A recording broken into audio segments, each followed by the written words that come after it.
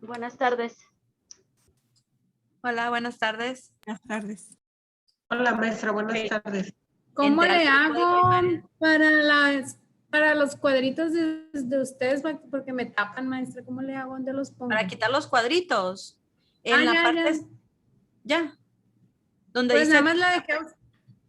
nomás dejé un cuadrito aquí arriba. Bueno, el tema es socialización, lenguaje y culturas infantiles, estudios interdisciplinarios. Este tema habla sobre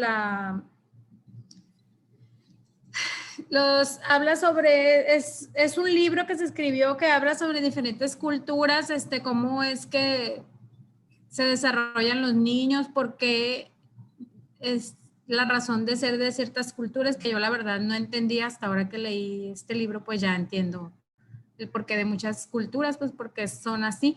Entonces, espero que este resumen que hice, pues logre demostrarles o hacer pues un poquito de lo que se trata el libro, porque sí está muy extenso y pues lo leí, lo releí y traté de hacer el resumen lo más entendible posible. Bueno, dice que hacia espacios de interculturalidad, 2 décadas de estudios interdisciplinarios sobre socialización, aprendizaje y lenguaje infantil. Interculturalidad. Ocupa un lugar prominente en los proyectos educativos de las poblaciones indígenas de México. La problemática de la interculturalidad no es exclusiva de las zonas de asentamientos históricos indígenas rurales, sino también de localidades urbanas de México y del mundo postcolonial. Para delimitar las zonas de interculturalidad en la educación es indispensable empezar por documentar las culturas y las lenguas en situaciones de vitalidad en el seno específico familiar, para comprender y comparar las diferencias y espacios de interacción y negociación entre culturas y lenguas.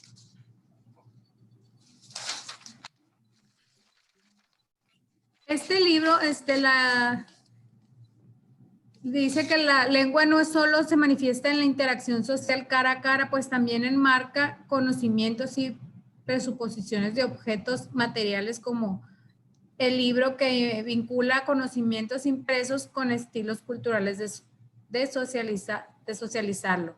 La lectura del libro se basa alrededor de 3 temáticas, que son: 1, estilos culturales de socialización y aprendizaje; socialización por y con el lenguaje; y conversación, juego y narrativa infantil.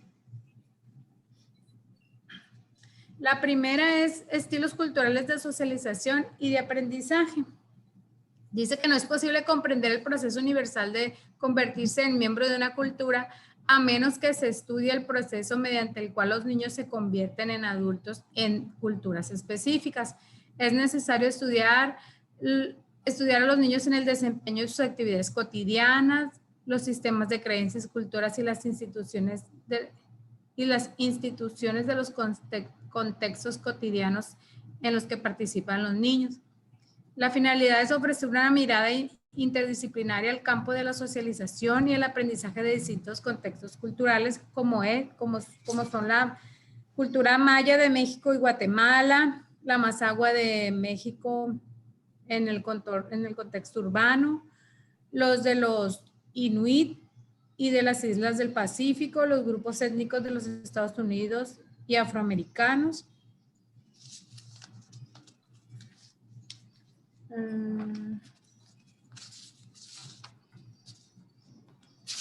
Entonces, en los estilos, existen principios en la socialización de los niños mayas. Primero es la primacía del trabajo del adulto. Es muy importante y es lo más importante para esta cultura, es el trabajo del adulto, la importancia de las creencias que tienen los padres, la interdependencia de la motivación del niño. Estos principios se caracterizan atípicamente a los mayas. El comportamiento de los niños en esta comunidad es distinto. La investigación se realizó en una metodología del registro de actividades mediante la observación. Muestra la frecuencia jerarquizada de las actividades realizadas entre los niños de 20 meses a 5 años de edad. Y aquí dice que las actividades que realizan los niños de esta edad son las de mantenimiento, que viene siendo bañarse, comer, dormir, orientación social, estar inmersos en su entorno social, el juego y el trabajo. En los niños más aguas se documentó la participación de estos niños en interacciones cotidianas familiares en el seno de un mercado urbano. Se describe con firmeza las interacciones madre-niño y niño-niño en las que se manifiesta una conducta aparentemente pasiva por parte de uno de los participantes. Lo que en apariencia se presenta como pasividad es más bien una forma de colaboración tácita. Este concepto arroja luces para comprender los estilos culturales de aprendizaje y participación infantil en las diversas culturas. Se da a conocer la relación entre observación, colaboración tácita, que eso quiere decir que es callado, silencioso y no interviene, y su participación. Su participación intensa como un estilo de aprendizaje de las comunidades. Aquí viene también la socialización por y con el lenguaje. Dice que el lenguaje es un vehículo central en la socialización. La psicología cultural de línea de Vygotsky entiende la socialización como un proceso que ocurre en contextos de participación y en actividades situadas. El paradigma de la socialización con y por el lenguaje plantea que el proceso de adquisición del lenguaje está profundamente afectado por el proceso de conversión en un miembro competente de la sociedad. El proceso para convertirse en miembro competente de la sociedad se realiza en gran medida a partir del lenguaje, al adquirir conocimiento de sus funciones, distribución social e interpretación y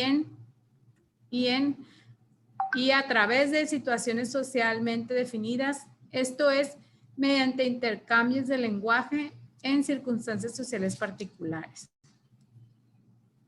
Desde una comparación entre las tres culturas que viene siendo la estadounidense, clásica, media, la Kaluli y samoana, se trazan los puntos en común y las divergencias que responden a estilos culturales de socialización.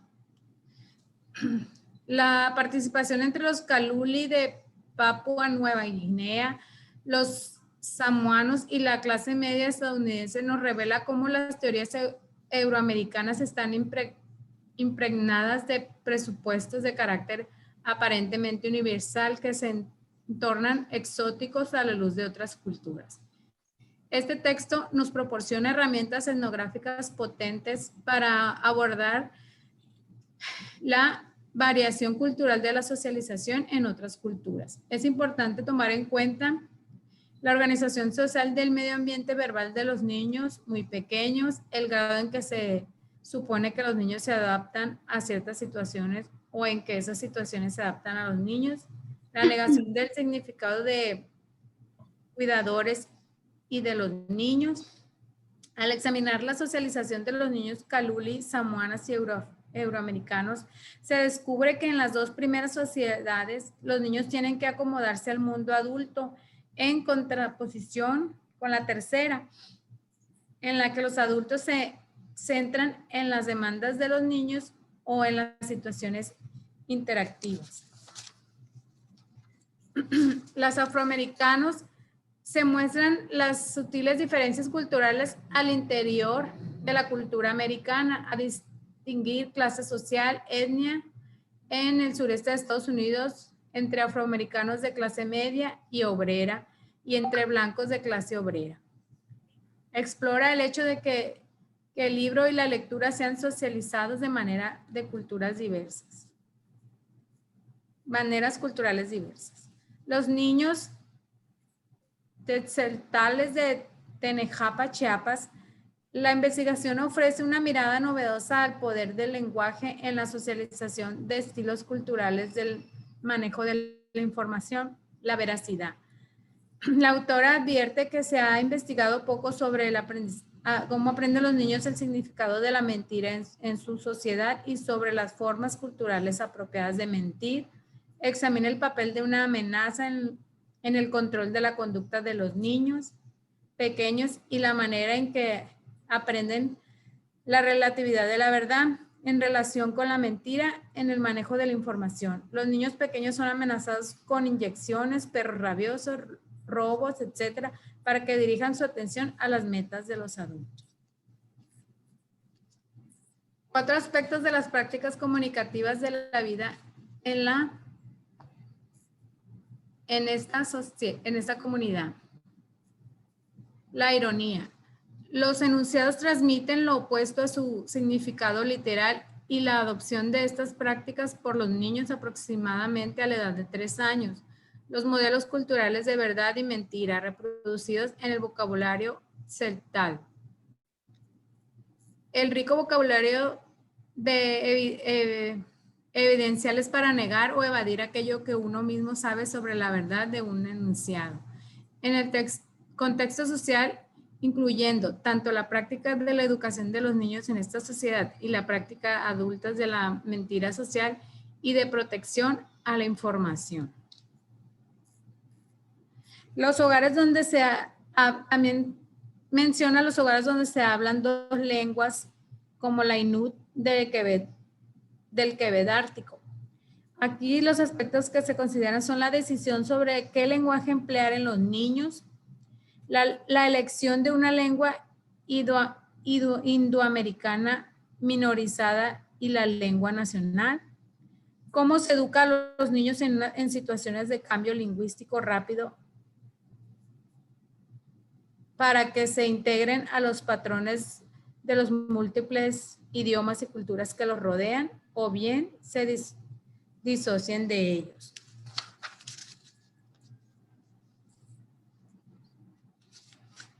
Y el último punto es la conversación, el juego y la narrativa. Dice que el lenguaje y la cultura infantil,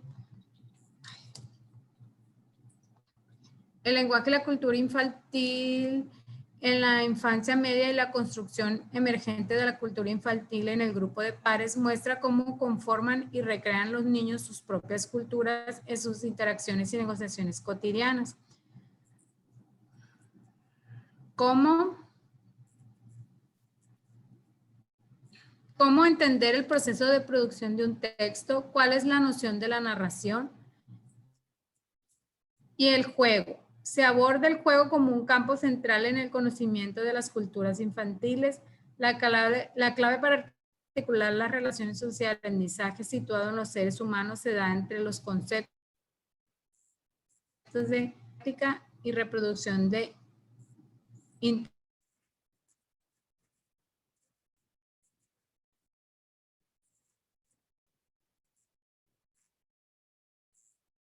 interpretativa. De lo que se trata maya, un estilo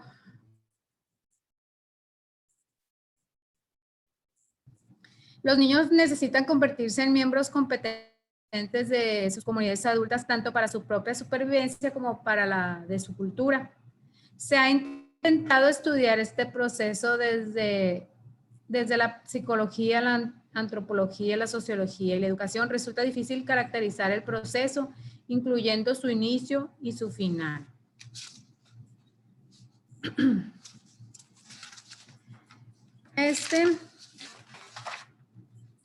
Dentro de este tema se tiene que ver el contexto etnográfico de esta cultura, que dice que para comprender los siguientes argumentos interpretativos es necesario saber un poco sobre la cultura maya yucateca. Presentamos una breve descripción general de los mayas, seguida por detalles sobre el complejo habitacional y los tipos de actividades cotidianas que ahí tienen lugar. En los antecedentes generales, dice que los indios mayas de Yucatán de México están históricamente relacionados con los antiguos pueblos mayas, cuyas civilizaciones florecieron durante la época del precolombina. La conquista española fue particularmente destructiva de la alta cultura, pero dejó intacta la mayoría de las tradiciones cotidianas. Muchas de estas prácticas persisten hoy en día en poblados remotos tradicionales, ahora fusionados con la cultura colonial española y con la cultura mexicana moderna.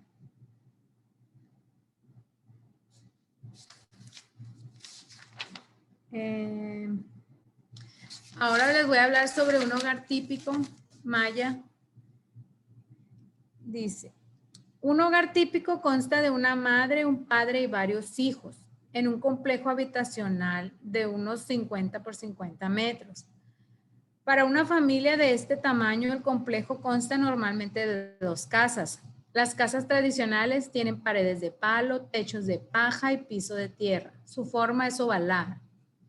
El tamaño promedio de unos 6 metros de largo por 4 metros de ancho. Cada casa tiene una puerta delantera y una trasera en los lados largos de los óvalos, pero no tienen ventanas. La luz extra proviene de los espacios entre los palos que forman las paredes. El patio del complejo habitacional típico está limpio de vegetación selvática y sembrado de árboles frutales y hortalizas. Dice que ambas casas sirven durante el día como espacio habitacional general y en la noche se convierten en espacios para dormir en los que se cuelgan los marcos internos de la casa, hamacas. La casa del frente queda más cerca de la entrada al complejo habitacional y es de carácter más público. La casa de atrás es un espacio más privado, solo la familia, los parientes y amigos cercanos la utilizan con regularidad. El ejemplo de la rutina de un típica familia es la siguiente. Dice que muestra cómo podría una niña típica maya yucateca de 18 meses participar en un mundo y sirve como una breve introducción a la vida cotidiana de una niña maya pequeña. Esta descripción típica ha sido construida a partir de las notas de campo y se basa en la observación de varios niños de 18 meses de edad. En media mañana, entre semana, y María está caminando por el patio del complejo habitacional buscando algo que hacer. María es la niña de la que se hizo la investigación. Está vestida con un vestido blanco corto y suelto con flores de colores brillantes bordadas en el cuello y en la bastilla, idénticas a la vestimenta tradicional de su madre y de sus hermanas, pero sin la... Dice, todos en su familia están ocupados en sus labores. Como casi todas las mañanas, su padre salió al amanecer con sus 3 hijos mayores para ir a trabajar las milpas que están a 1 hora de camino. No regresarán hasta el atardecer. Su madre, sus hermanas, su hermano menor y ella permanecen en casa en el complejo, salvo cuando van a hacer encargos o visita a algún evento público religioso, cuando los hay. Sus 2 hermanas mayores de 17 y 19 años están lavando la ropa en las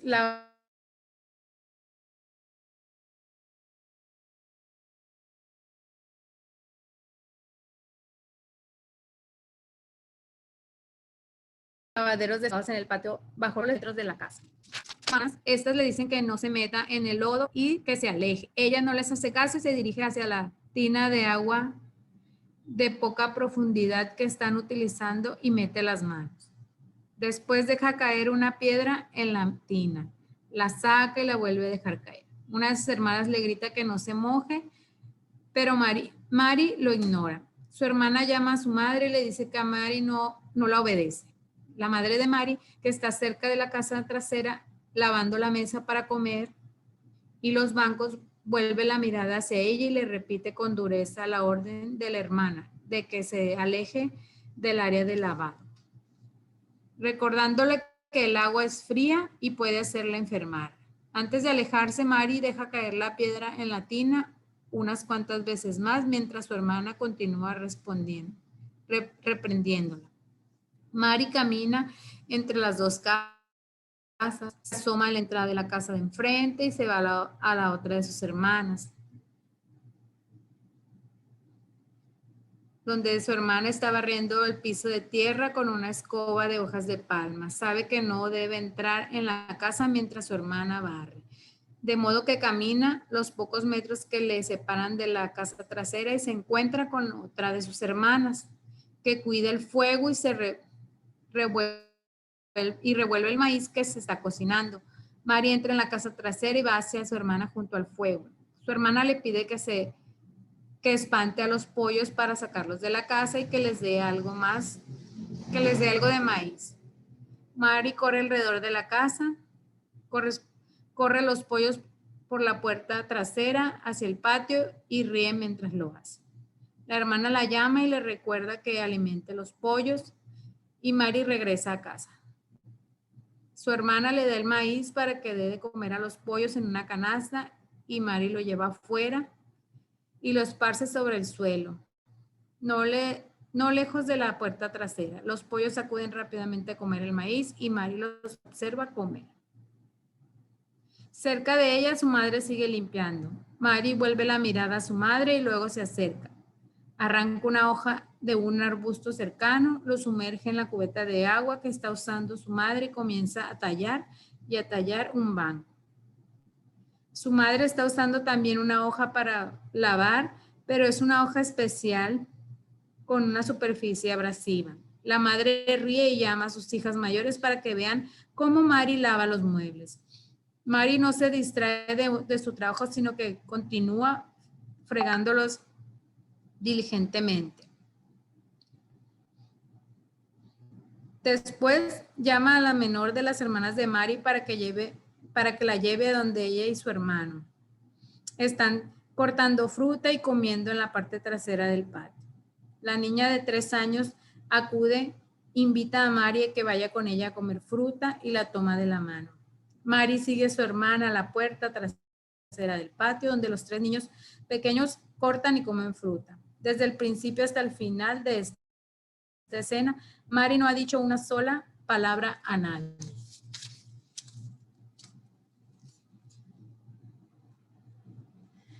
Los 3 principios culturales de la participación. La primacía del trabajo del adulto, la importancia de las creencias de los padres y la interdependencia de la motivación del niño. Dice que en esta breve escena se sugieren que la participación de esta niña pequeña en su mundo es considerablemente distinta de la de un niño euroamericano de clase media con su misma edad. Sin embargo, para dar significado a los sucesos presentados es necesario contar con un marco cultural preciso. Que hay 3 principios culturales de participación que motivan mucho los sucesos interesantes de esta observación. Uno, que es la primacía del trabajo adulto. Esta se refiere a las actividades cotidianas de los niños mayas yucatecos, están estructuradas ante todo por actividades de trabajo de los adultos. Giran en torno a las necesidades de trabajo inmediatas de la familia y a la participación de la familia en los eventos sociales, religiosos, en el hogar y en la comunidad. Toman parte tanto del trabajo como de las actividades sociales a partir de su segundo año y sus roles y niveles de participación cambian a medida que se vuelven más competentes. Hay una fuerte percepción de que el trabajo de los adultos y que los niños no deben interrumpirlo.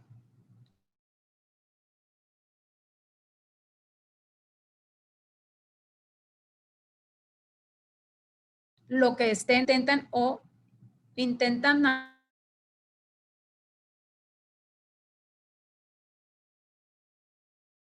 apenas crear. Hay pocas motivaciones que alienten a los niños a participar al máximo de sus capacidades, porque este tipo de participación incrementa los errores y las necesidades de vigilar el comportamiento de los niños. A los niños se les permite participar solo en aquellos casos en los que se posee cierta competencia. Se tolera su participación hasta que comienzan a hacer por ejemplo, con la historia que les conté de Mari, pues que dice que se tolera su participación hasta que ya empezó ella a jugar con el lodo. Entonces fue cuando ya su mamá la quitó del lugar y la llevó a comer fruta con sus hermanos. Las actividades principales en el complejo habitacional se relacionan con las prioridades de los adultos. Significa que los niños pequeños solamente pueden participar en actividades primarias en la medida en que sus capacidades y su comprensión lo permiten.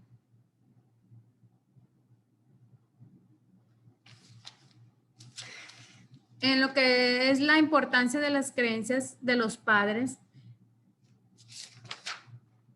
menciona que las maneras culturales de entender la cultura del mundo y de los niños moldean significativamente las experiencias de estos últimos. Muchas experiencias de un niño pequeño están moldeadas por el entorno físico y social en el cual ocurren. Las creencias específicas de la cultura guían a un padre de familia en su decisión de lo que el niño debe experimentar, dado a su edad, sus capacidades y sus circunstancias, para mantenerse sano y convertirse en un adulto competente. Los padres mayas de los niños pequeños tienen muchas preocupaciones relacionadas con la salud de estos. Existen peligros ambientales, tales como el fogón, el terreno rocoso, que ocasiona muchas caídas, en los insectos y serpientes peligrosas, de los cuales debe proteger al niño. Cualquier padre o madre de un niño pequeño en el mismo ambiente compartiría esta preocupación. Otros peligros percibidos por los padres de familia mayas derivan de la manera de entender la naturaleza del cuerpo humano y la naturaleza del universo. Peligros que los padres de familia euroamericanos no comparten. Existe una creencia según la cual debe mantenerse un equilibrio entre los elementos fríos y los calientes en el cuerpo y en el ambiente. O de lo contrario, se ocurre el riesgo de que enfermen. Hay espíritus y criaturas que tratan de robar a los niños o de tentar a la gente para que caigan en su poder. Se cree que el mal de ojo es una enfermedad que se le puede ocasionar a un niño con tan solo lo mire una persona dotada de tales poderes. Estas creencias abstractas llevan a limitaciones específicas en las actividades de los niños, a dónde pueden ir, qué pueden comer, con qué pueden jugar, con el objetivo de asegurar su bienestar. Y el punto 3, que es la interdependencia de la motivación del niño. Aquí dice que de conformidad con el respeto general de los individuos propios de la cultura maya, muchas de las actividades de los niños pequeños están determinadas por los propios intereses y motivaciones de los niños, así como su manera de entender las expectativas y restricciones culturales.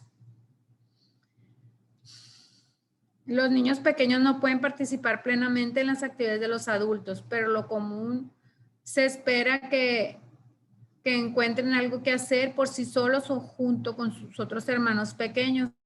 Así, mientras los niños mayas participan mucho más que los niños euroamericanos en las actividades de trabajo en cursos dirigidos por adultos, en general también se les da un margen de independencia mucho más amplio para decidir lo que harán momento a momento. Los padres hacen muchos menos intentos de organizar o de influenciar en el comportamiento de sus hijos, y aún a los niños pequeños se les da la responsabilidad de tomar por sí mismos muchas decisiones. Por ejemplo, cuándo comenzar a ir a la escuela, si tomar medicina, cuándo dormir, cuándo comer.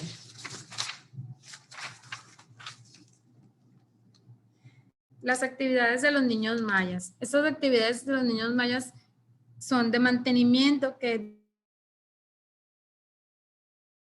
como ya mencioné anteriormente es comer, dormir, bañarse y ser cuidadoso.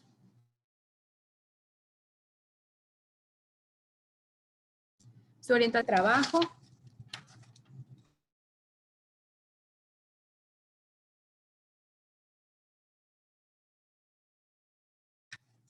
¿Qué quieren comer y cuándo dormir? Y durante cuánto tiempo y con quién. ¿Qué ropa ponerse y cuándo bañarse?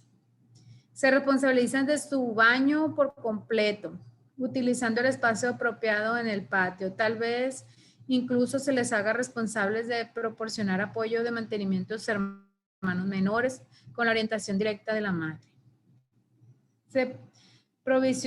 supervisa mucho más a los niños pequeños que a los niños mayores. Y la madre se cerciora de que no estén haciendo algo inapropiado o de una manera inadecuada.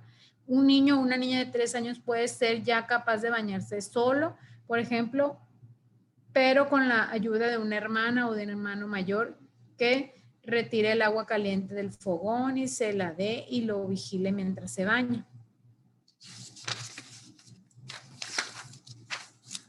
Los padres solo proporcionan la ayuda que en realidad se requiere según las capacidades de los niños. Se supervisa cuidadosamente a los niños hasta que demuestran tener la competencia adecuada. Da como resultado una competencia temprana y un bajo nivel de estrés tanto para los padres como para los niños. Los niños mayas acostumbran mucho comer entre horas. Esto es otro factor. El tiempo que pasan estos niños comiendo fuera de la hora de las comidas. Se observan, en las observaciones momentáneas que se realizaron, los niños ocupaban entre 1/3 y casi la mitad del tiempo en actividades de automantenimiento y la mayor parte del tiempo se pasaban comiendo entre comidas. El llamado tentempié más popular entre los niños es la fruta que se da en la mayoría de los patios. Uno de los motivos por los cuales los padres apoyan y estimulan el consumo de tentempiés es porque representa una ventaja para el trabajo de los adultos y de los niños y para que los niños estén ocupados de manera feliz, segura durante los largos periodos de tiempo.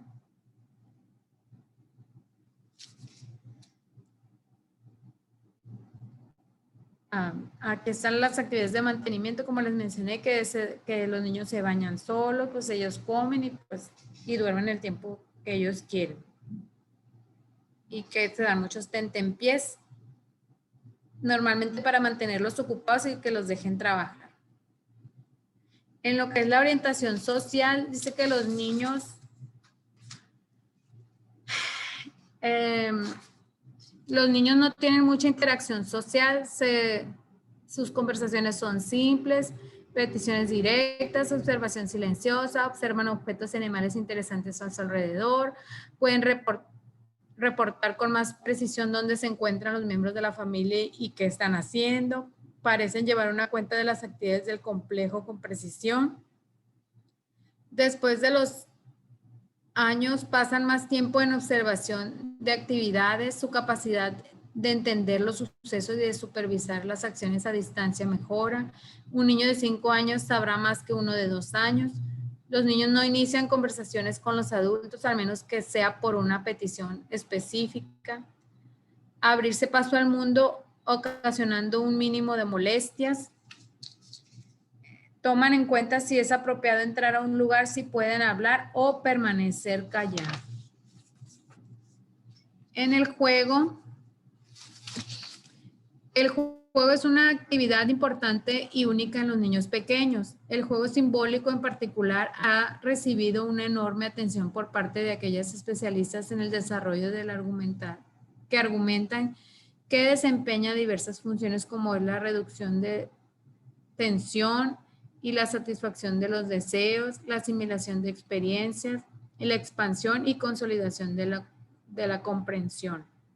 Nunca se ha examinado a cabalidad si el juego es igualmente prevaleciente y simple y cumple las mismas funciones en todas las culturas.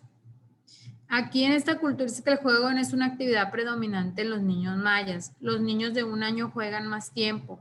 Para los niños de 1 a 5 años el juego es una actividad importante, pero no es la prioridad.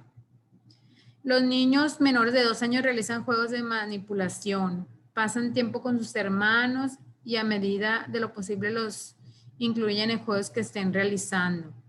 Los niños de 2 a 5 años realizan juegos como trepar a árboles, corretearse, girar para marearse y perseguir bichos. La mayoría de los padres no toleran el juego de los niños, argumentan que en lugar de jugar deberían de trabajar. En la mayoría de las familias se juega menos cuando está el padre en casa. emplean su tiempo en otras actividades más significativas culturalmente.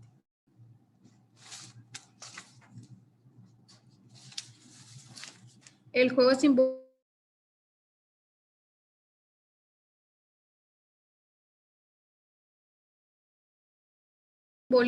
debe desempeñar funciones muy diferentes. Los contextos en los que ocurre el juego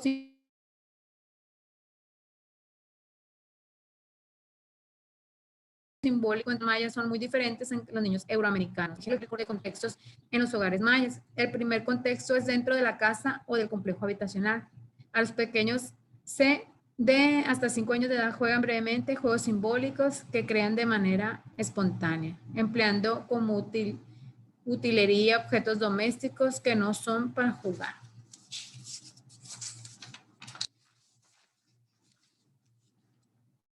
El segundo contexto es da lugar a un tiempo de juego simbólico más prolongado, alejados de la casa, sin supervisión ni apoyo directo de los adultos. Los niños mayores, a veces hasta de 12 y 13 años, organizan juegos y asignan roles específicos a los niños menores. Los temas de estas sesiones de juego están tomados directamente de la vida adulta y la mayoría de ellos son sucesos cotidianos que se repiten una y otra vez con pocas variaciones. El trabajo, en el trabajo, dice qué tipo de trabajo hacen los niños pequeños mayas. Pues ellos realizan tareas domésticas sencillas como guardar cosas, traer cosas, cuidar el ganado o el jardín, que salgan del complejo para comprar cosas, que se les envíe con sus hermanos mayores a cortar leña, llevar a comer al caballo, llevar el almuerzo a sus hermanos que están trabajando en las milpas lejanas. El trabajo de casa lo realizan las mujeres, preparación de alimentos, cuidado de los niños y aseo del hogar. Las actividades de trabajo de los adultos mayas representan un componente crítico en cómo perciben los padres de familia mayas el hecho de que sus hijos tienen que crecer para convertirse en trabajadores competentes. Se espera que los niños hagan cualquier cosa para facilitarles el trabajo a los adultos.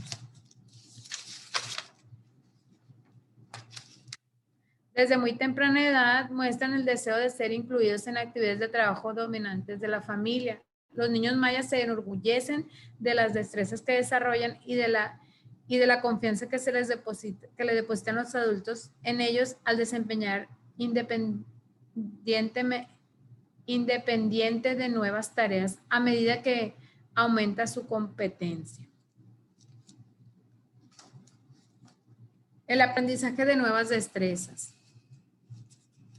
Cada una de estas categorías de actividades, mantenimiento, orientación social, juego y trabajo, los niños se vuelven más competentes a medida que crecen.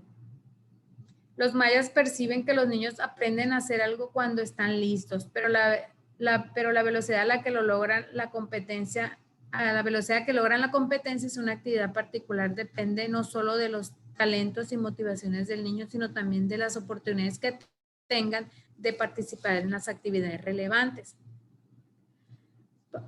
Para cuando llegan a la adolescencia, los niños poseen todas las destrezas que requieren para su automantenimiento y para el sustento económico básico. Lo logran por medio de la participación mutua en las actividades laborales de los adultos cuando se les llama a realizar aquellas partes de una tarea que no son capaces de hacer y están presentes para observar aquellas otras partes que aún no pueden desempeñar.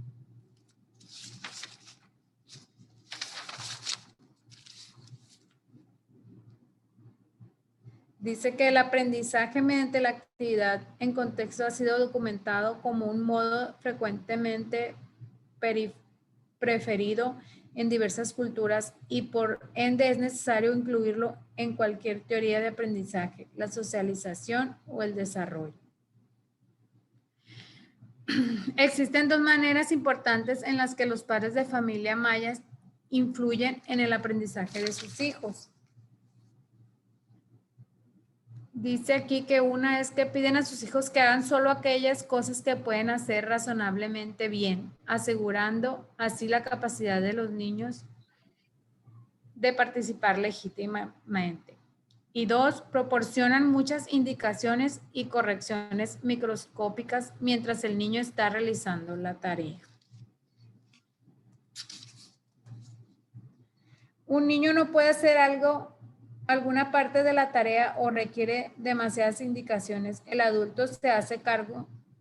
Dice que si un niño no puede realizar la tarea o requiere muchas indicaciones,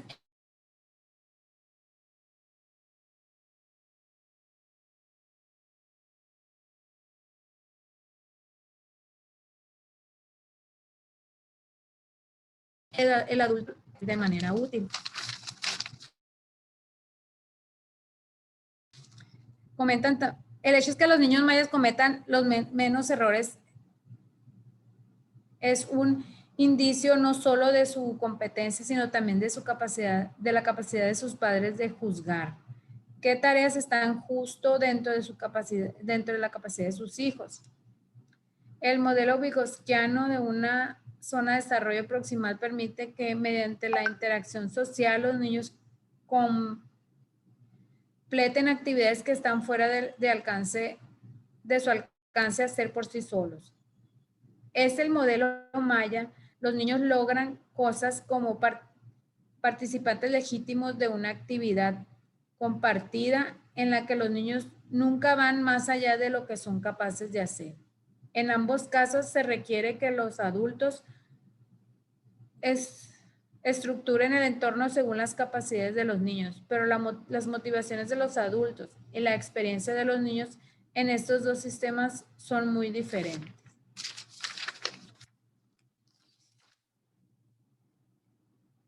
Y esto fue todo lo relacionado con el tema de la cultura maya, pues de que ahí que los niños son más observadores y observan cómo trabajan los padres hasta que ellos logran dominar esa actividad y es cuando se les va dando a ellos, delegando responsabilidades. Mientras no estén capacitados para realizar esa actividad, pues no se les va a ir dando responsabilidades o actividades dentro del complejo. Y para ellos, pues lo principal es el trabajo, ya que preparan a sus hijos para que ya a cierta edad ellos se encarguen de su propio complejo, o sea, se les da una tierra, ellos hacen su casa y hacen su vida, entonces para que ellos ya puedan realizar su vida y se hagan cargo de todas las actividades. Y como dice ahí, pues los niños mayas casi no hablan, ellos nada más observan y observan. Preguntan en el chat que si se le corta, así como que a veces a ratitos como que se le corta y luego como que se escucha más rapidito la voz. Sí, pero como comentaba la maestra Dulce, porque es importante esta lectura dentro de nuestra bibliografía, hay que recordar que dentro de las preguntas, en los que ya tenemos la experiencia del vertical, hay que recordar que las preguntas que venían en el examen, pues eran enfocadas a las actividades socioeconómicas del entorno. ¿Influyen o no influyen las actividades que hace el maestro? ¿Qué es lo que trabajan en las comunidades? ¿Por qué? Porque ya, pues ya han escuchado ustedes en repetidas ocasiones que mucho del examen venía inclinado a esta parte de la igualdad, de la equidad, de la inclusión, de los migrantes, son migrantes, indígenas, afromexicanos, ¿no? Entonces, todos ellos migran a diferentes lugares. En este caso, hablaron de situaciones de indígenas específicos, ¿no?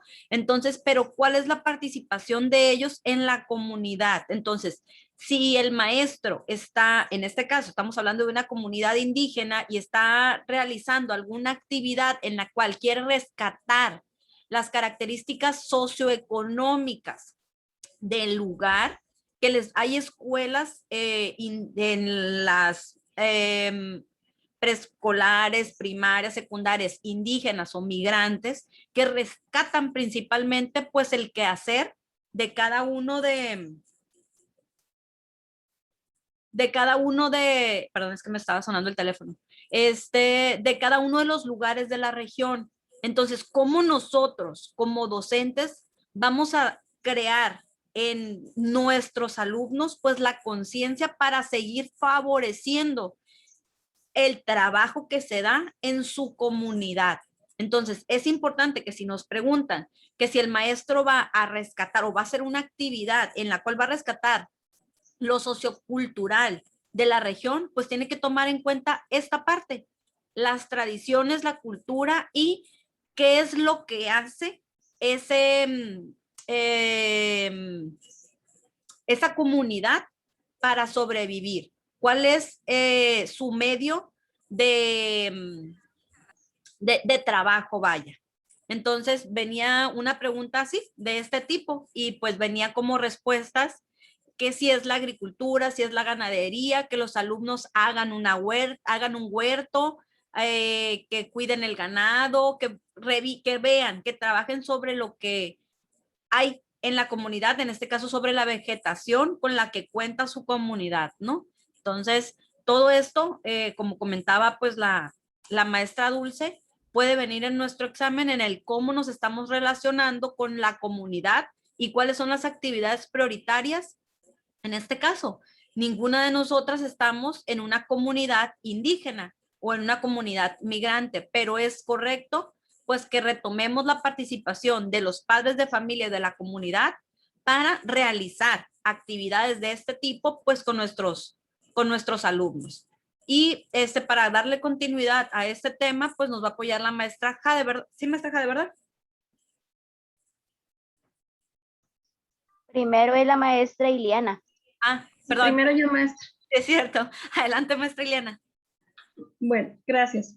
Continuando con este segundo capítulo de estilos culturales y aprendizaje, ahora vamos a ver un caso de la comunidad Mazahua.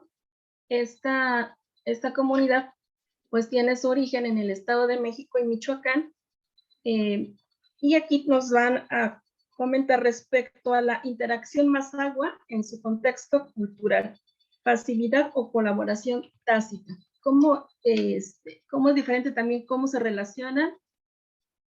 Pues las comunidades indígenas tienen costumbres muy particulares, cada una de ellas, y en el caso, por ejemplo, de la Mazahua, tiene una característica muy particular. Prácticamente no hay como una comunicación directa y por eso ahí dice pasividad o colaboración tácita. Sin embargo, se da, aunque no se expresa, pues se supone, la mamá está presente. Y la actividad económica, dado que vienen aquí a la ciudad, pues el comercio es a lo que se dedican. Estoy tratando de compartir pantalla, pero para abrir el texto, espero que me parece que está compartiendo. No se ve todavía, pero dice que ya nos está compartiendo. Ah, ok. Listo. Y yo, pues bueno, hice el subrayar los puntos importantes de este segundo. Bueno, tengo dos participaciones, que es la interacción Mazahua en su contexto cultural y respecto al aprendizaje por medio de la participación intensa en comunidades. Bueno, entonces, dice, en este capítulo se presenta un análisis descriptivo del comportamiento característico que se relaciona con las prácticas de interacción en un grupo de personas de origen mesoamericano o no occidentales, mazahuas mexicanos, al enfocar varios ejemplos de interacción entre madre mazahua y niño y entre niño y niño, que se caracterizan por una conducta aparentemente pasiva por parte de uno de los participantes. Se espera poder comprender los entendidos socioculturales que definen esta conducta y mostrar que sus raíces se encuentran en una realidad social y cultural mesoamericana.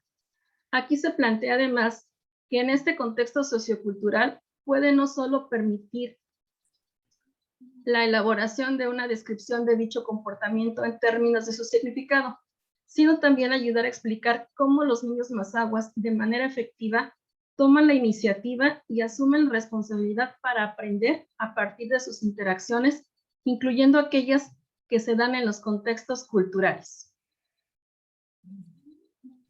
Contexto sociocultural y significado en el estudio de la interacción.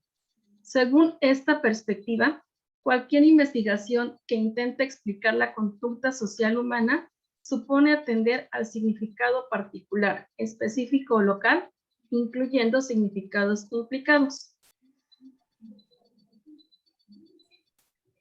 Los metodólogos estudian la reflexibilidad y cómo los actores construyen y manipulan significados compartidos en sus interacciones sociales cotidianas. Los psicólogos que investigan la conducta interaccional de las diadas madre e hijo en situaciones experimentales relativamente controladas han encontrado que al tomar en cuenta el contexto o los contextos podrían también considerar de manera sistemática y útil el significado de las acciones humanas. Se puede argumentar que ni siquiera los contextos materiales más inmediatos pueden ser considerados como dados o estáticos, y que más bien se encuentran en un proceso de definición constante, desarrollándose continuamente y evolucionando. Para los antropólogos culturales, en el estudio de cualquier forma de conducta social humana, la cultura es un elemento que nos dice mucho acerca del contexto. No hay tal cosa como el que la conducta social humana no sea, en cierta forma, moldeada o informada por una realidad sociocultural mayor. En esta premisa se halla implícita una perspectiva holística que considera todos los aspectos o dominios de la vida social humana como interrelacionados e interdependientes. Esto implica que la cultura, definida para estos propósitos, para nuestros propósitos, como un complejo de ideas y conductas significativas más o menos integradas entre sí, es parte y parcela de la perspectiva y existencia cotidiana de los individuos. Así se define aquí en este texto la cultura. Las interacciones descritas más adelante provienen de los datos que se obtuvieron mediante observaciones intensivas, no estructuradas, de pequeños grupos familiares de mazaguas en el contexto de un mercado urbano. Estos mazaguas siguen un patrón de migración temporal desde sus pueblos del Estado de México al Distrito Federal, permaneciendo varios meses de cada año en la zona céntrica de la ciudad, donde se localiza el mercado de la Merced. Aquí en la Ciudad de México es un mercado grande, ya de tradición. ¿Y cómo es esta interacción mazagua, de madre mazagua con su niño y de entre niños y niños? Una cualidad característica de la interacción es que el adulto y el niño están juntos, mientras que cada uno al mismo tiempo realiza su propia actividad. De ahí la palabra de que hay como una comunicación tácita, que no se expresa, pero que se supone. Los niños pequeños casi siempre están con sus madres u otras mujeres de la familia. Sin embargo, no exigen ni se les da la atención directa o total de los adultos. En el caso de los mazaguas, he descrito una forma de interacción como separados pero juntos.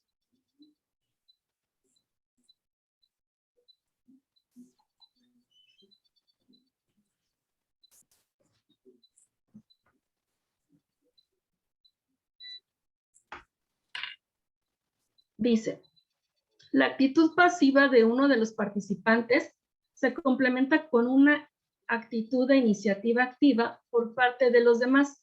Por ejemplo, una vez que ya han pasado por la etapa de la infancia temprana, los bebés no producen la situación que satisfaga su hambre solo con el llanto, sino que toman la iniciativa y encuentran el camino al pecho materno. Así, el bebé toma un papel activo en la búsqueda del sustento, mientras que ella, en relación con la búsqueda del pequeño, se convierte en una participante pasiva. Esta pasividad es especialmente clara en situaciones que implican juego.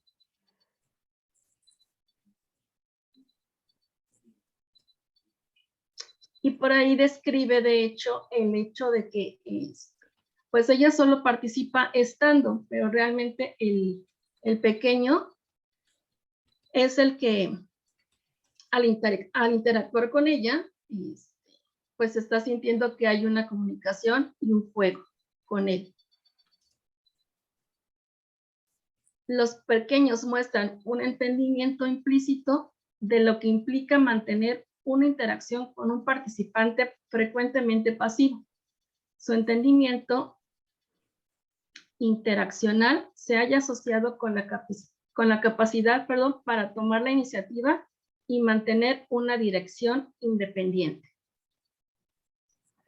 Entonces, desde aquí describía esta situación de que ella se encontraba sentada y el niño solo se balanceaba en sus piernas, y esa participación era la que hacía la mamá, y realmente, bueno, que estaba haciendo el movimiento y el juego, pues era el niño. Y bueno, hace una descripción de, pues más a detalle, porque pues este es un estudio etnográfico, y pues ahí se basa en la observación que hacen los antropólogos y sociólogos de este tipo de interrelación.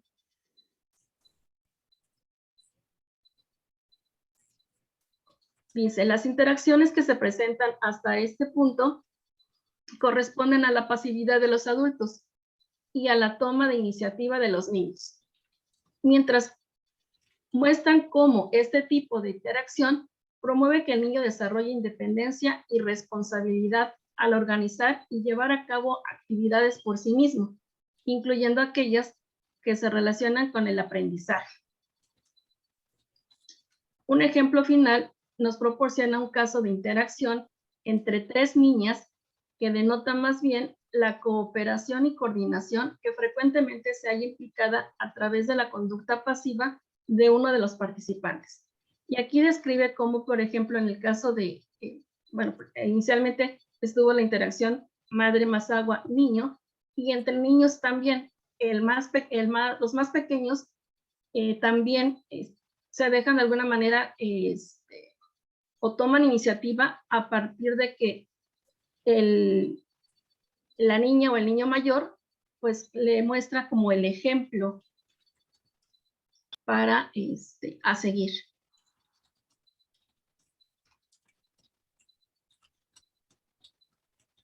Aquí en este párrafo se describe que están 3 niñas, de hecho la más pequeña es a la que están peinando, y las 2 más grandecitas son las que están haciendo, toman la iniciativa de peinarla.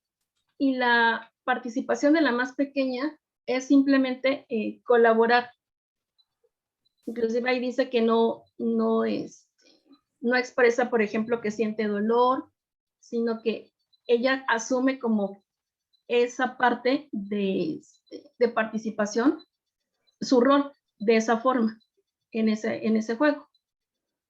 Y entonces comentan ahí, dice, este evento muestra que al enmarcar una interacción a partir de una realidad cultural mazahua, se puede asignar significados culturales específicos y así comprender expresiones físicas que implican sumisión y estar incómodo o sentir dolor por parte de alguno de los participantes sin que esto implique agresión o un deseo de lastimar por parte de las otras.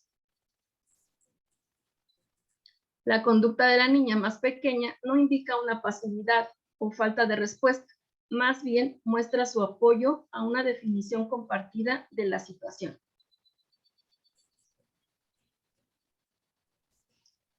Colaboración tácita en la interacción mazahua.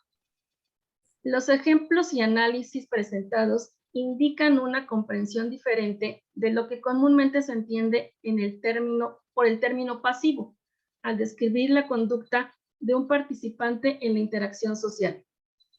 Según el Diccionario Internacional Webster, pasivo es sin actuar, pero sobre el que se actúa, sujeto o producido, sujeto o sujeta o producido por un agente externo receptivo, a impresiones externas o influencias. Sinónimos comunes son inactivo, inerte, sumiso, sin resistencia. La conducta de un participante pasivo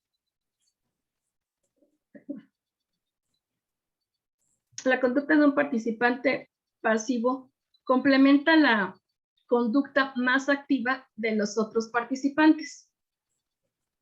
Así contribuye a la definición y a la realización exitosa de la interacción. El carácter coordinado de la conducta de todos los participantes es notable.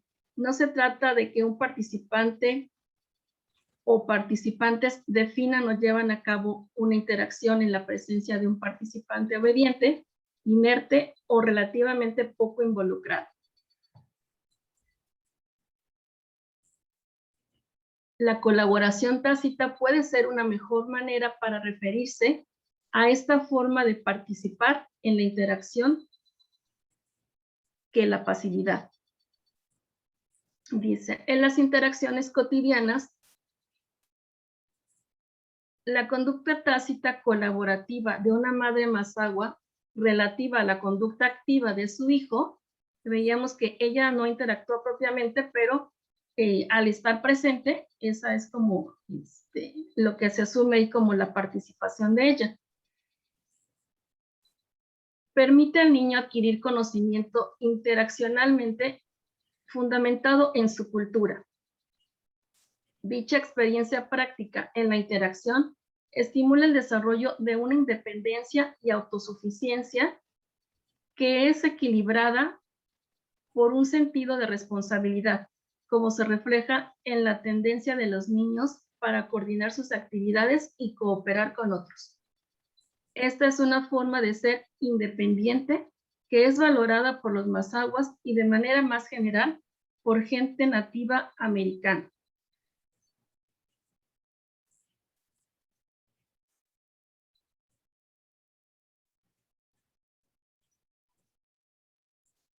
Y en este último apartado nos dice observaciones e implicaciones educativas. Como podemos observar, de hecho aquí, esta misma forma en la que se interaccionan o relacionan, pues genera en los niños pequeños mayor autosuficiencia e independencia.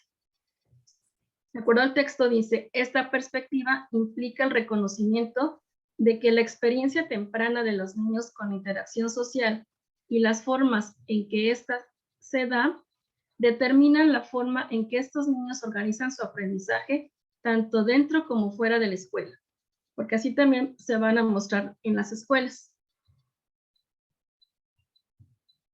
Ellos como que no esperan tanto la indicación o ayuda personal del profesor, sino que ellos tienden a actuar de manera independiente. La particularidad cultural de la interacción mazahua adulto-niño y niño-niño representa una clase de interacción vinculada con las prácticas de socialización indígenas que con frecuencia han sido etiquetadas de manera errónea en términos de bajos niveles de interacción o pasividad. Es propiamente parte de su cultura. Al contrario, asume que estas prácticas interaccionales pueden identificarse como aquellas que ayudan a los niños a asumir relativamente una mayor responsabilidad para su aprendizaje. Los niños mazahuas, por ejemplo, son muy creativos en adaptarse a situaciones y actividades desde las cuales pueden aprender. Tienen una capacidad muy desarrollada para tomar iniciativa y sostener la motivación personal en el aprendizaje.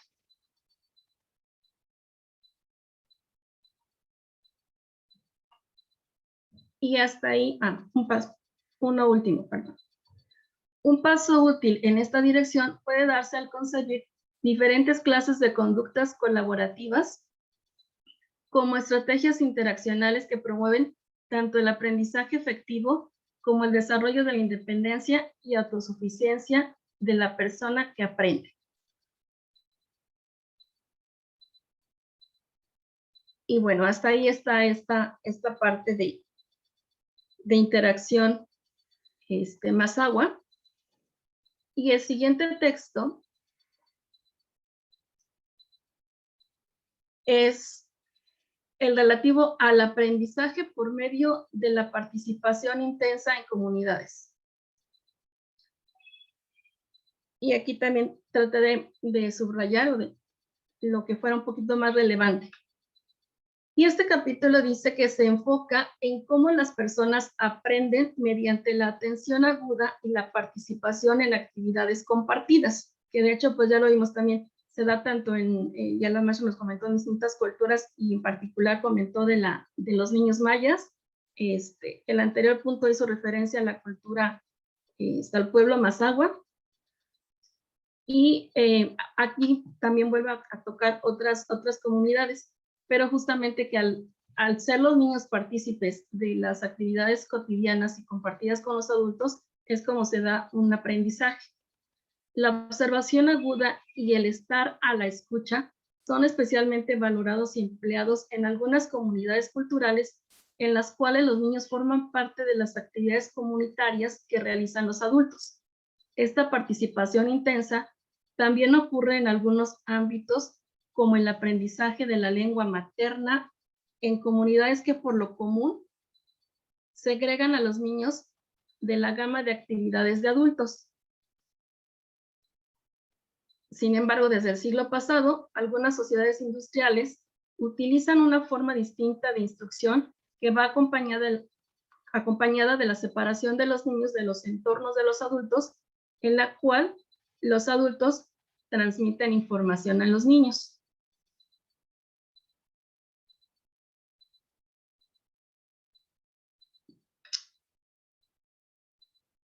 La introducción de este capítulo dice: los niños en todas partes aprenden por observación y por la escucha activa en las actividades de los adultos y de otros niños.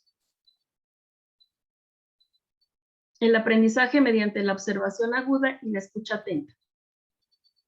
A los niños pequeños frecuentemente les llama la atención un objeto que han visto que utiliza un adulto y realizan con él acciones similares. El aprendizaje de los niños por medio de la observación va más allá de la imitación de lo que ven y escuchan.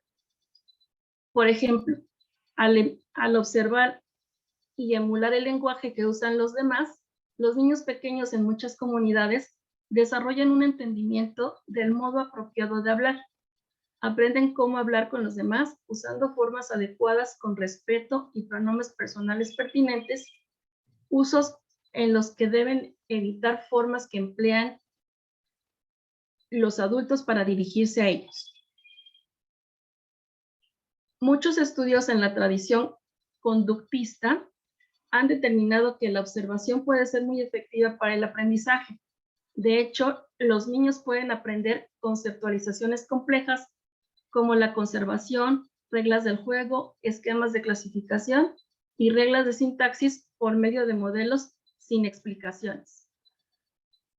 Por ejemplo, después de ser expuestos a modelos que leían en voz alta, los niños en edad preescolar espontáneamente tomaban libros e imitaban la manera de leer de los adultos. Es evidente que ocurre un aprendizaje efectivo, a partir de observar eventos también de la televisión y de otros medios de comunicación, lo mismo que de los compañeros. Los procesos de aprendizaje mediante la observación aguda y escucha atenta. Algunos estudios han comparado el aprendizaje de los niños mediante la observación con aprendizaje por medio de la participación práctica.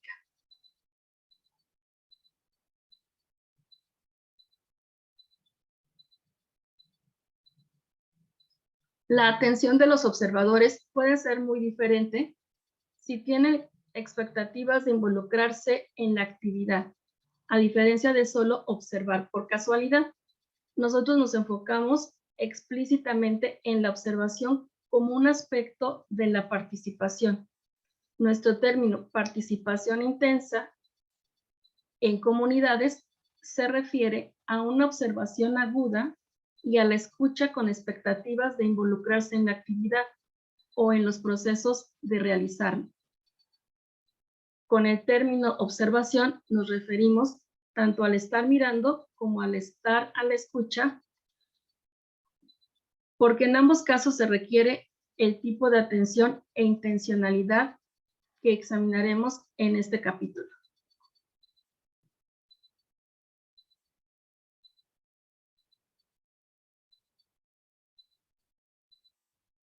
Énfasis cultural en el aprendizaje a través de la participación intensa en comunidades. En muchas comunidades se destacan y se afinan las destrezas de la observación cuando las personas siguen de cerca los acontecimientos en curso a fin de aprender las prácticas de su comunidad. En algunas comunidades se incluyen a los niños pequeños en casi todos los eventos. Los bebés rutinariamente son cargados a donde quiera que vaya la persona que los cuida. Pueden prestar atención a todas las actividades en curso. A los niños mayas yucatecos que comienzan a caminar se les permite ir a donde quieran, teniendo así la oportunidad de prestar atención a los acontecimientos del momento que ocurren en la familia extendida. Cuando los niños pequeños son incluidos tanto en el ambiente social como en la vida económica de su comunidad, son participantes del mundo adulto y no son un estorbo. Cambios históricos que han segregado a los niños en Estados Unidos de las actividades de los adultos.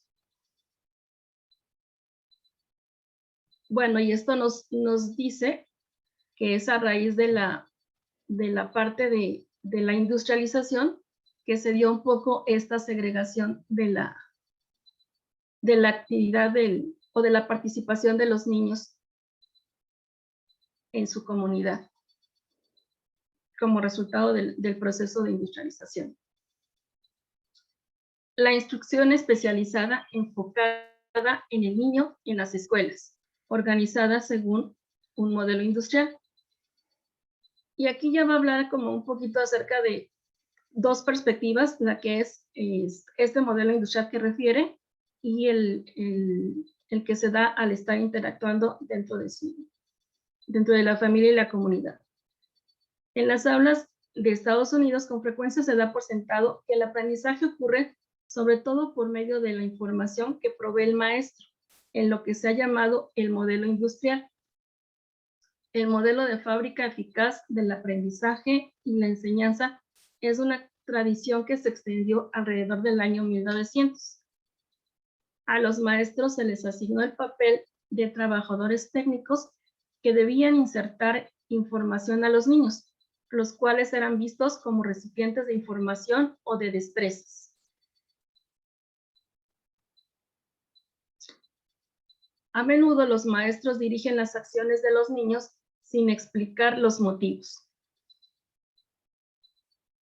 Algunas escuelas se basan en filosofías relacionadas con la participación intensa en comunidades, aunque como entornos especializados para los niños se distinguen de las tradiciones que tienen como base la familia y la comunidad, en las cuales los niños son integrados en gran medida a actividades comunitarias. Entonces habla del modelo industrial y este otro modelo, o bueno, el que ya de alguna manera se ha estado abordando, en contraste con los modelos de transmisión y adquisición en la participación intensa en comunidades.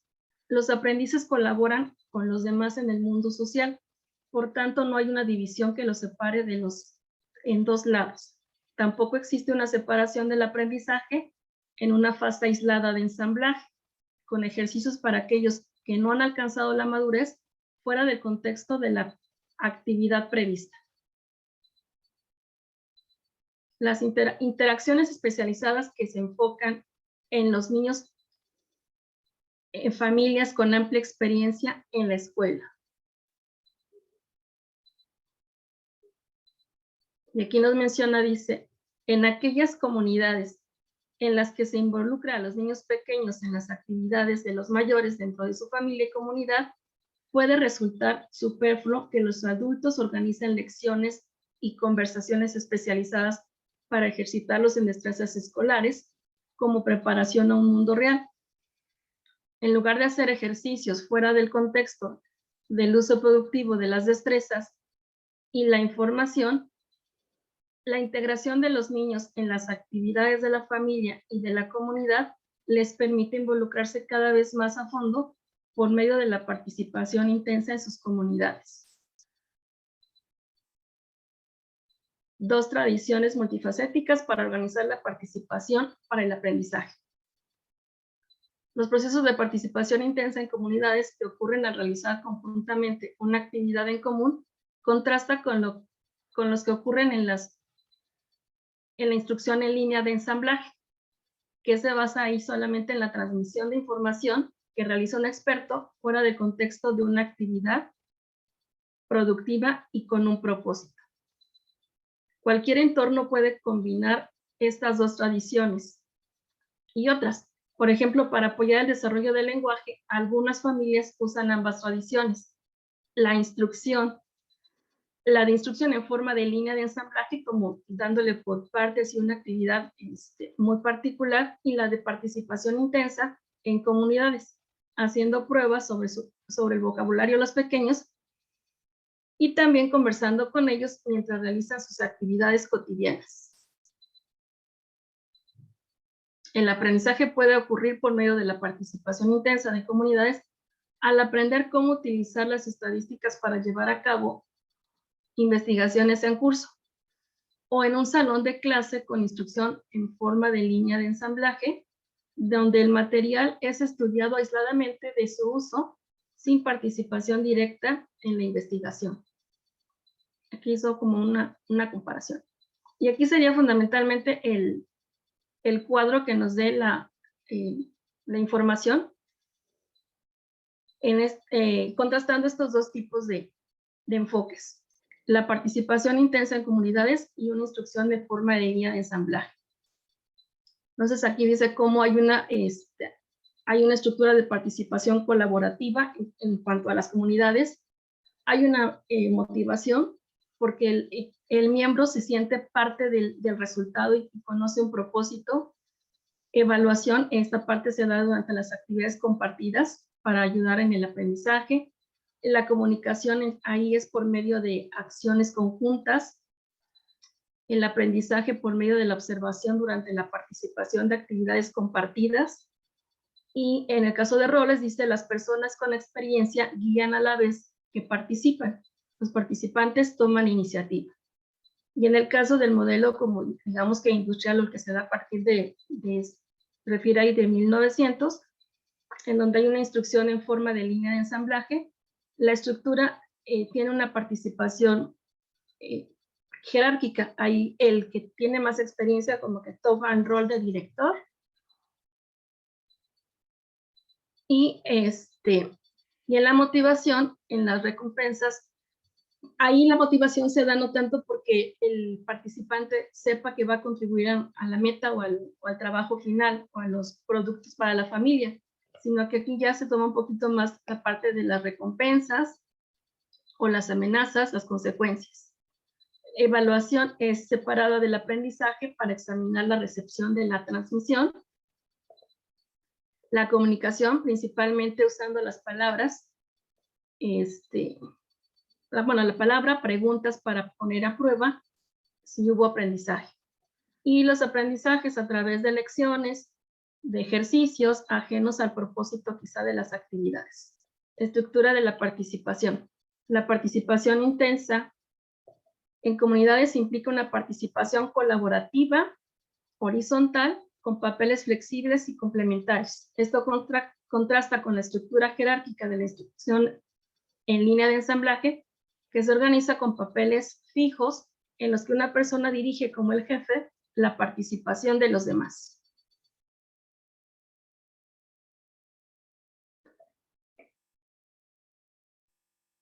Oh, perdón. Algunos maestros con formación indígena emplean la estructura horizontal y colaborativa que parece ser común en las comunidades indígenas.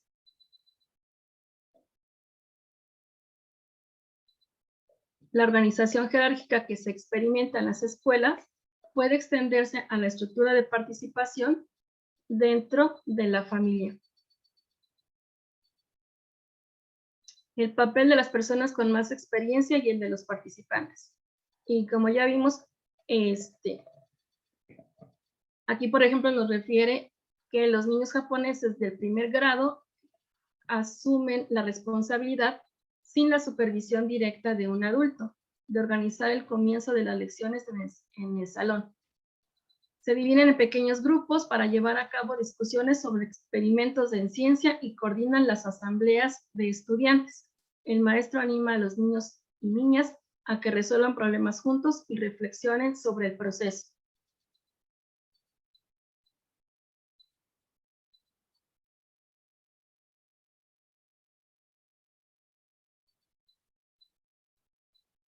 En el caso, por ejemplo, de la motivación y propósito, aquí nos están dando un ejemplo y dice que justamente cuando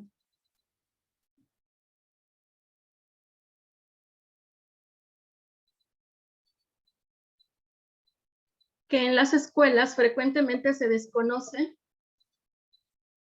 la utilidad de lo que se aprende y en contraste con las situaciones de la vida real en las que el propósito de una actividad es usualmente inherente a la situación en la cual la gente aprende y la motivación se deriva de lograr metas reales.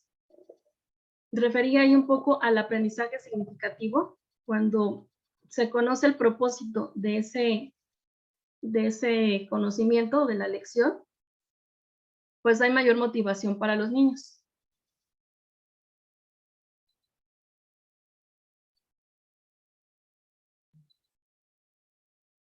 Ahí ponía que, por ejemplo, iban a construir el hábitat de los pájaros, de unos pájaros, y entonces tenían que medir. Y como sabían cuál era el propósito y se involucraban los niños, pues tenían una mejor actitud ante esta actividad.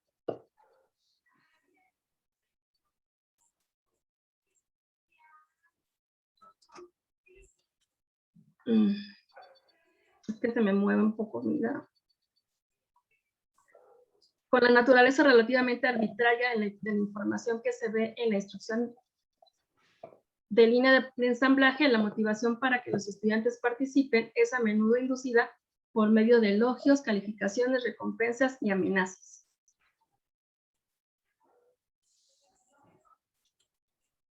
En el otro tipo de participación, pues es a través del conocer que van a llegar a la meta.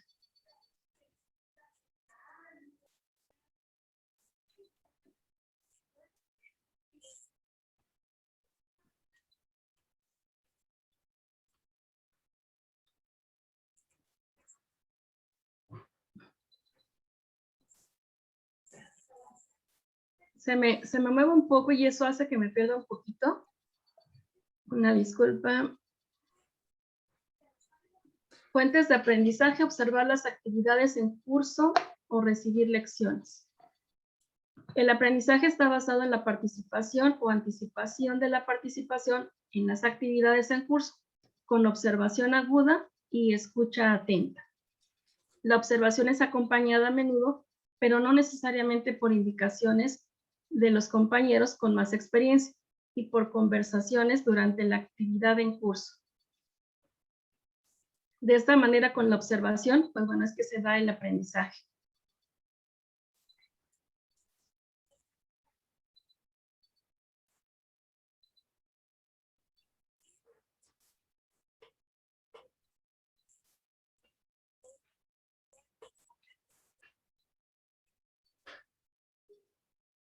En el caso de los niños que están acostumbrados al enfoque escolar con base en lecciones y explicaciones extensas, posiblemente dependen de que se les diga cómo se hacen las cosas, incluso en una situación en la que la información está disponible por medio de la observación de los acontecimientos en curso.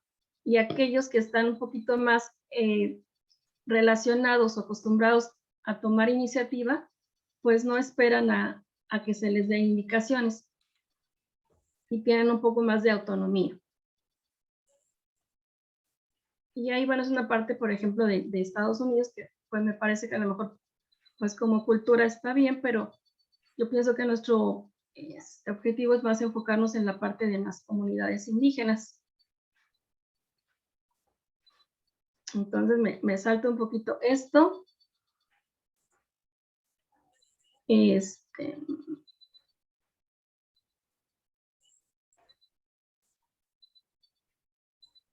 Habla respecto a cómo se da la comunicación entre los adultos. Bueno, adultos, niños, ya lo vimos referido en la relación de la madre Mazahua y su niño, y entre los propios niños. Y aquí habla un poquito más respecto al tema. Dice, en la instrucción en línea de ensamblaje, la evaluación tiene como propósito inspeccionar si se recibió y se retuvo la información transmitida. Se enfoca en el producto que los estudiantes han de producir o en los estudiantes como los productos. Y en el caso de la evaluación, en la participación intensa en comunidades, incluye el interés de los niños y la disposición voluntaria a participar como aspectos importantes del aprendizaje.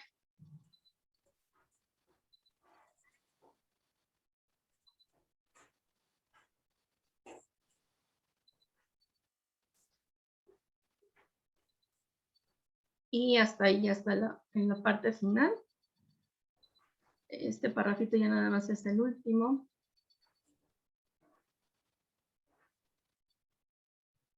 Dice, en la tradición de la instrucción en línea de ensamblaje se fomenta el aprendizaje de algunos, mientras que también se busca rechazar el de otros, de acuerdo con las necesidades burocráticas para separar con eficiencia tanto a los individuos como a las oportunidades de vida. En contraste, en la participación intensa en comunidades dentro de las familias y en comunidades en todo el mundo, la meta puede ser, aunque no siempre, respaldar el aprendizaje de todos los miembros de la comunidad, y el aprendizaje está organizado de tal manera que permite lograr esta meta.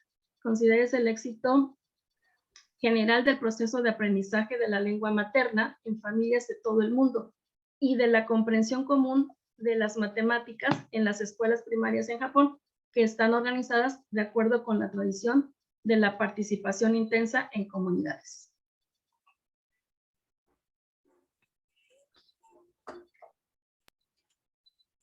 Muchas gracias, maestra Ileana. Pues aquí lo que nos comenta la maestra Ileana tiene mucha relación con lo que vamos a ver, ya que terminemos este tema con el aprendizaje es clave, con los perfiles, con los rasgos de los principios pedagógicos, en el cual nos dice sobre el aprendizaje significativo y sobre todo que nos habla de la evaluación, estos principios pedagógicos.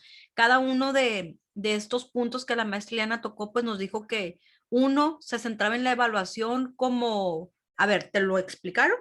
Y el otro que si realmente había partido del interés de los alumnos y cómo ellos pues van participando en las actividades. Entonces, todo esto que nos comenta la maestra Eliana, pues le vamos a encontrar un poquito de más sentido o podemos encontrarle relación también con lo que vamos a ver en el programa de aprendizajes clave.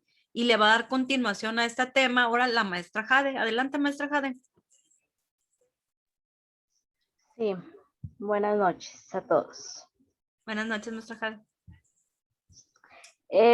A mí me tocó el capítulo 3, la socialización por y con el lenguaje. Este es el primer tema y se llama adquisición del lenguaje y socialización, 3 historias de desarrollo y sus implicaciones.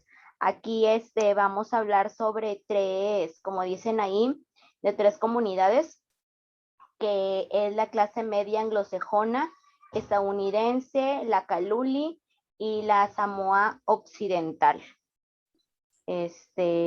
Habla mucho sobre estas culturas, ¿verdad? Y más que nada, pues es acerca del lenguaje y la socialización de los niños, ¿verdad? Ok, dice, este capítulo aborda la relación entre comunicación y cultura desde la perspectiva de la adquisición del lenguaje y la socialización a través del lenguaje. Es común que los procesos de adquisición del lenguaje no se consideren relativamente afectados por factores culturales, tales como la organización social, el sistema de creencias locales. El lenguaje usado por los niños y con los niños en interacciones sociales rara vez ha sido fuente de información para la socialización. Nuestra formación en antropología cultural y desarrollo del lenguaje nos ha conducido a una perspectiva más integral como resultado de las nuevas investigaciones lingüísticas sobre numerosas sociedades. Dice, centrado con la lengua de los niños y con sus cuidadores en 3 de estas sociedades, clase media anglosajona, estadounidense, Kaluli y de Samoa Occidental. Observamos que la preocupación primaria por parte de los cuidadores se asegura que sus niños sean capaces de mostrar y comprender los comportamientos adecuados a las situaciones sociales. Esto se llevó a cabo sobre todo a través del lenguaje.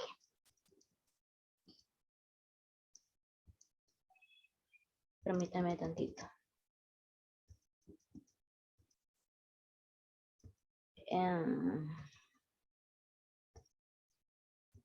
Además debemos analizar los comportamientos prelingüísticos y lingüísticos de los niños a fin de determinar los modelos en que continúa y selectivamente son influidos por valores y creencias sostenidas por aquellos miembros de la sociedad con quienes interactúan. La perspectiva que adoptamos queda expresado en las siguientes observaciones. 1. El proceso de adquisición del lenguaje está profundamente afectado por el proceso de convertirse en un miembro competente de la sociedad. 2. El proceso para convertirse en un miembro competente de la sociedad se realiza en gran medida mediante el lenguaje, adquiriendo conocimientos de sus funciones, distribución social e interpretaciones en y a partir de situaciones socialmente definidas. Esto es por medio de intercambios de lenguaje en situaciones sociales particulares. En este capítulo sostendremos estas observaciones con base con la comparación del desarrollo social en lo que atañe el desarrollo comunicativo de los niños en 3 sociedades, la clase media anglosajona, estadounidense, la Kaluli y la samoense. Aproximaciones al desarrollo comunicativo. Mientras que la estructura del lenguaje y su uso han sido temas de interés de hace varias décadas, los especialistas se han centrado hace relativamente poco tiempo en los niños como usuarios del lenguaje. Nuestra preocupación ha sido de relación del lenguaje con el pensamiento en términos de categorías conceptuales y de procesos cognitivos, tales como la percepción, la memoria y el recuerdo. Los niños se han convertido en una fuente para establecer justamente aquello que es una relación. El lenguaje de los niños ha sido examinado en los siguientes términos. La relación entre la complejidad relativa de la categoría conceptuales y las categorías lingüísticas producidas y entendidas por niños pequeños en procesos de aprender la lengua en diferentes estadios de desarrollo. 2. Procesos y estrategias subyacentes a la construcción infantil de la gramática. 3. La medida en que tales procedimientos y estrategias son universales o particulares lingüísticos. 4. La medida en que tales procedimientos y estrategias sostienen la existencia de una facultad de lenguaje. 5. La naturaleza de los prerequisitos para el desarrollo del lenguaje. 6. Factores perceptuales y conceptuales que inhiben o facilitan el desarrollo del lenguaje.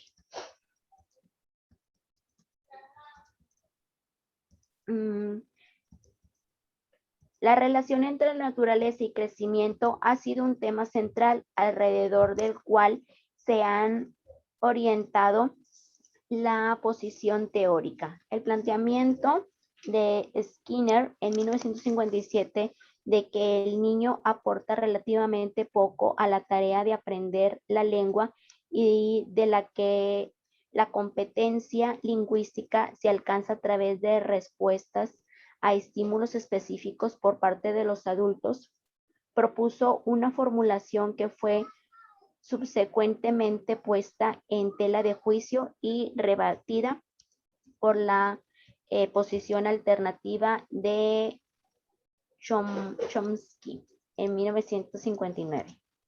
Ay, perdón. Dicha propuesta que es conocida como naturista innatista racionalista postula que el medio ambiente verbal del adulto es una fuente inadecuada para que el niño, a fin de aprender inductivamente la lengua, más bien las reglas y principios para construir la gramática tienen como su principal fuente una facultad lingüística genéticamente determinada. La lingüística, por tanto, podría ser considerada como aquella parte de la psicología humana que se encarga de la naturaleza, función y origen de un órgano mental. En particular, podríamos tomar la GU, gramática universal, como una teoría de la facultad del lenguaje, un atributo humano común, genéticamente determinado, un componente en la mente humana. A través de la interacción con el medio ambiente, esta facultad mental se articula y se refine, emergiendo en la persona madura como un sistema de conocimiento de la lengua. La lengua adulta presenta la información relevante que le permite al niño elegir la gramática universal, aquellos principios gramaticales específicos a la lengua particular que éste adquirirá. Una de las principales objeciones que podría surgir es que, si bien la gramática de lingüística es una teoría de su competencia alcanzada, no hay registro de que en esta medida esta competencia lingüística fue alcanzada.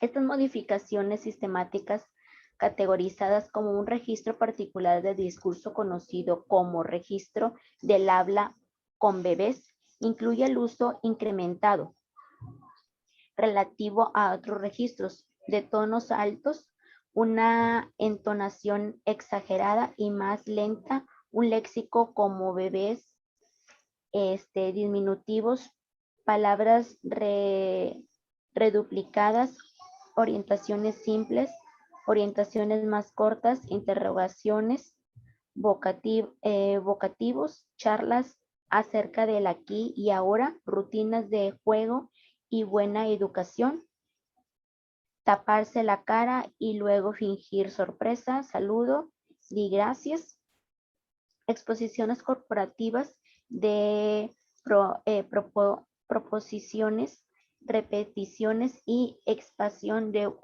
uno mismo y de las producciones infantiles. Muchas de estas características están asociadas con la expresión del afecto positivo, tales como el tono alto y las diminutivos. Los cuidadores simplifican su discurso al dirigirse a niños pequeños. Por ejemplo, disminuyendo la velocidad, exagerando la entonación, simplificando la estructura de las orientaciones y el largo de la producción.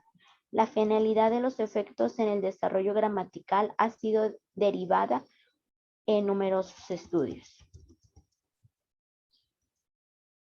En la medida en que un niño hace más competente, los cuidadores usan menos características del registro para dirigirse a bebés. Los cuidadores emplean numerosas estrategias verbales y no verbales para entender lo que el niño trata de comunicar. Por ejemplo, la cuidadora pone atención en qué el niño está haciendo, hacia dónde está mirando y en su comportamiento para determinar las interacciones comunicativas del niño. Y aquí viene un ejemplo de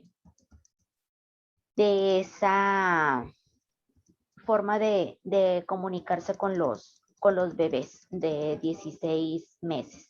En otros casos, la cuidadora facilita la comunicación expresando juntamente con el niño una proposición. Por lo común, un cuidador hace una pregunta a la cual el niño proporciona la información faltante.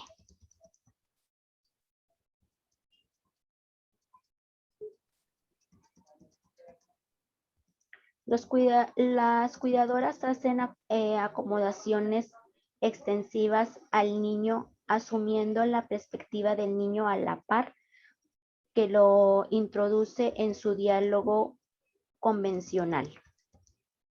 Una observación detallada de las medidas madre-niño en clase media anglosajona, inglesa, escocesa, estadounidense, australiana y holandesa señala que estas madres intentan introducir a los infantes muy pequeños, comenzando con el nacimiento, a intercambios convencionales. Una protoconversación puede tener lugar cuando una parte responde a alguna expresión facial, acción o vocalización del otro.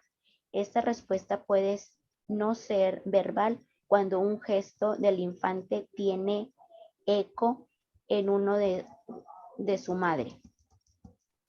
Las madres interpretan que el comportamiento del bebé no solo intenta ser comunicativo, sino que es verbal y tiene significado.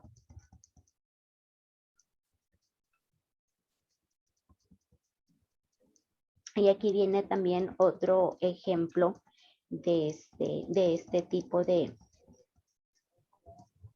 conversación con los bebés.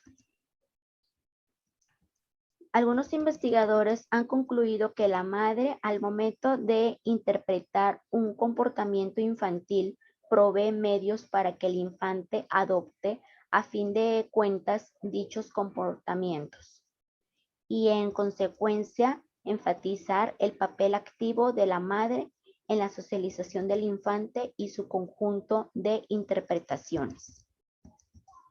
La totalidad de dichos estudios sobre el discurso de los cuidadores dirigidos a los niños pequeños se ha centrado en lo que el niño está aprendiendo de estas interacciones con la madre o el cuidador. Dentro de esa perspectiva más amplia de comunicación, el desarrollo del lenguaje es visto como uno de los numerosos logros cumplidos a través de los intercambios verbales entre el cuidador y el niño. Ahora otro tema es el acercamiento etnográfico, orientaciones etnográficas. Para la mayoría de los lectores occidentales de clase media, las descripciones de comportamientos verbales y no verbales de los cuidadores de clase media con sus niños parece muy familiar, deseable e incluso natural. Las características del discurso de los cuidadores, registro de hablante infantil y el comportamiento que ha sido especificado son altamente valorados por miembros de la clase media anglosajona, incluyendo investigadores, lectores y sujetos de estudio. Como demostraron Schatz y Hellman en 1973, los niños ya desde los 4 años a menudo hablan y actúan de esta manera cuando se dirigen a niños pequeños. A partir de nuestras experiencias en investigación de otras sociedades, lo mismo que de nuestro conocimiento de algunos estudios multiculturales de socialización del lenguaje. Podemos decir que los patrones generales educativos de la clase media anglosajona que han sido descritos en la literatura psicológica no son característicos de las sociedades o grupos sociales, por ejemplo, todas las clases sociales dentro de una sociedad.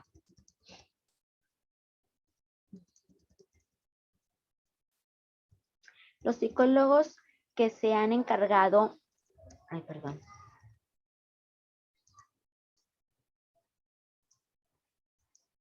Los psicólogos que se han encargado del comportamiento total verbal como no verbal de los cuidadores y de sus hijos han bosquejado ambos métodos.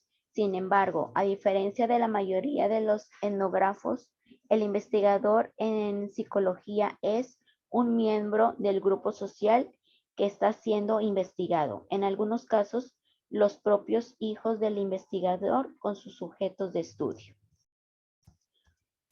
Desde nuestras perspectivas, el lenguaje y la cultura, en tanto que cuerpos de conocimientos, estructuras de entendimiento, concepciones del mundo y representaciones colectivas, son intrínsecas a cualquier individuo y contienen más información de las que cualquier individuo podría conocer o aprender. Nuestra postura es que la cultura no es algo que pueda considerarse con independencia de los resultados de la interacción entre cuidadores y niños. Más bien es aquello que organiza y da sentido a la interacción.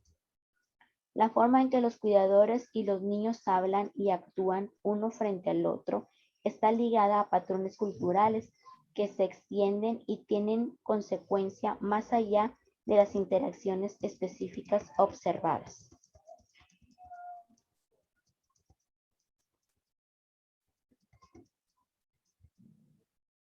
En otra manera de ver los principios culturales del trabajo en nuestra propia sociedad es examinar las formas en que están organizadas las otras sociedades en términos de interacción social y la sociedad en sentido amplio. Desde la perspectiva antropológica, cada sociedad tendrá su propia construcción cultural de lo que es natural y de lo que no lo es. Por ejemplo, cada sociedad tiene su propia teoría de la preocupación. Algunas sociedades, incluso dentro de una sociedad, de solo sociedad podría haber distintas creencias concernientes al comienzo y al final de la vida, como señalan los recientes debates de los Estados Unidos y Europa respecto del aborto y las eutanasias. Cada sociedad ha sido implícita o explícitamente nociones respecto de las capacidades y del comportamiento de los niños en diferentes puntos de desarrollo.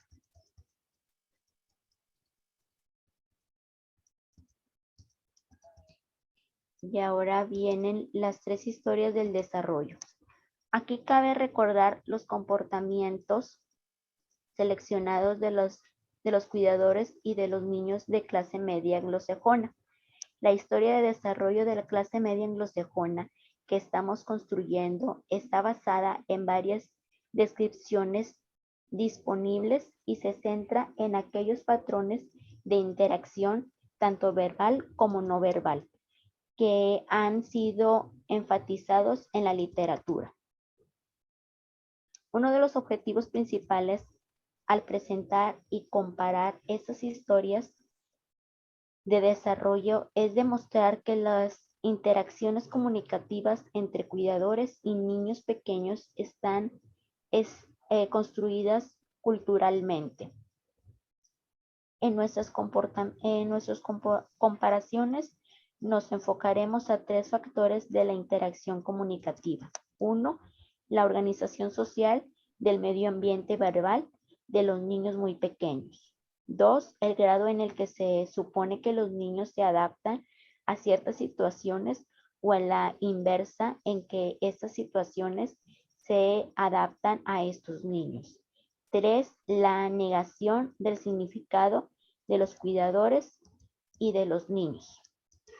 Esas historias de desarrollo, desde luego, están temporalizadas, esto es, ligadas. Mande. La interrumpo tantito. Sí, dígame. Es que, pues, como ya les estaba platicando, está la maestra Miriam de la Torre con nosotros y ella viene de otro círculo de estudio y voy a hacer una sala nada más rapidito para ella y para mí porque me está mandando su bibliografía en particular y le quiero mostrar cuál es la bibliografía que nosotros estamos manejando y que es la de la bibliografía, ¿no? La de la guía, porque ella trae otras bibliografías que revisó que no son parte de, pues, de la horizontal. Entonces, para platicarle, nada más me voy a ir tantito a sala y ahorita regresamos la maestra Miriam y yo. Ok, sí, maestra. Gracias. Ok, continúo. Esas historias de desarrollo, desde luego, están temporalizadas, esto es, ligadas de manera compleja a contextos históricos particulares. Tanto la forma en que los cuidadores se comportan frente a los niños pequeños como los resultados populares y científicos de este podrían diferir en distintos momentos. Todos los niños normales se convertirán en miembros de su propio grupo social, pero el proceso para convertirse en usuarios del lenguaje está construido culturalmente. Maestra Miriam, ya le tuvo que haber aparecido ahí. Ah, ya entró la maestra. Una historia de desarrollo anglo-estadounidense de la clase media anglo. Hola, maestra, ¿cómo está? Ay, maestra, perdóneme, de verdad, qué No, pena no se que preocupe. me conozca de esta manera, pero